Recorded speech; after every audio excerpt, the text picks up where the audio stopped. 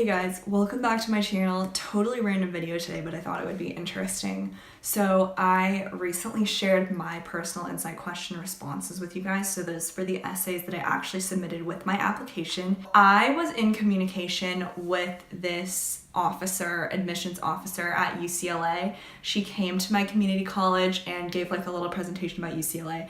And I had like an appointment with her afterwards where I talked to her for an hour about like the application process, my major, essays, that sort of thing. And I got her contact info. She told me, when you write your essays, feel free to submit them to me and I'll give you feedback. She did get back to me, but much later. She got back to me in like, obviously before the end of November, but I had already submitted my application at that point, so it didn't matter. And I never read the feedback because I was nervous, like, what if she absolutely hated my essays and it's too late because I already submitted them and I just screwed myself over and I won't get into any of the schools that I want to go to, but that didn't happen. So let's just jump right into it. If you haven't already, please watch the video where I share my essays with you because I feel like this video probably won't make any sense unless you know what my essays are about. So let's get into it for the first required question, which is basically like, what is your major and why did you choose your major? Brief synopsis, I just kind of wrote about my personal experience with the deaf community because my sister is deaf. And that's what inspired me to go into linguistics because I do want to be a speech pathologist. And I think that that's a pretty good gateway into that field. So that's what the essay is about. She replied and said very powerful examples, but how did they relate to you specifically? Did you personally experience difficulty communicating with your sister and nephew? How did it affect / motivate / inspire you? Okay, so her feedback's pretty good actually. She just wanted me to kind of give more detail if possible.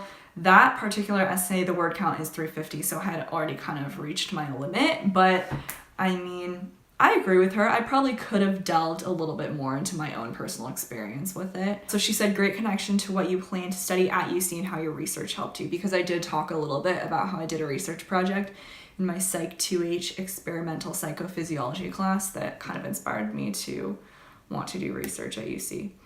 Okay, next question, describe an example of your leadership experience, blah, blah, blah, blah. So for this one, I wrote about my first job, which was working at a bridal boutique.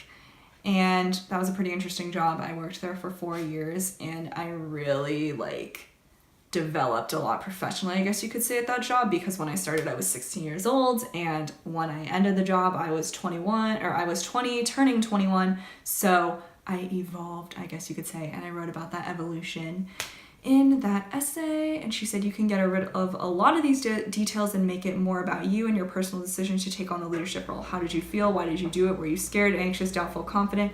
Describe yourself at this initial stage to really show the reader how you developed at the end.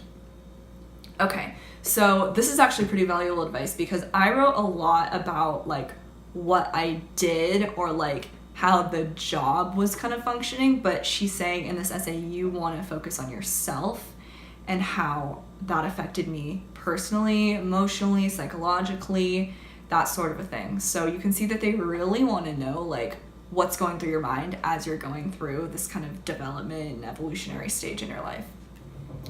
The next comment she said is, instead of focusing so much on the department, same thing. You may want to expand more on how you personally developed from this experience. You should talk more about your initial experience, fears, etc. And then at the end, talk about how you grew and transformed, focus less on the store and the brides and more on your own growth. I agree with her on that front. I definitely could have done that. I think the reason that it was personally difficult for me to do that is because I am very logical and I don't really put a lot of emotion into my thoughts and my actions. I kind of just do what I know is the right thing. So I tend not to talk a lot about my emotions and how I felt, so I can see where that would have benefited me in this essay. Okay, describe the most significant challenge you have faced and the steps you have taken to overcome this challenge. So in this one, I just kind of wrote about my family's financial difficulties and how it affected me. Let's see what she said. Okay. Oh, she really liked this one. She said, very powerful response because each statement and example is about you. Great work on this response. That's really great. I was actually really proud of this essay because I thought it was really creative. If you haven't read it, it's really funny to me anyway because I wrote it. But it's about the hook is about money, and my last name is Dollar, so I got really creative with that and I thought it was pretty funny. But so did she, evidently, so I guess it was good enough. Okay.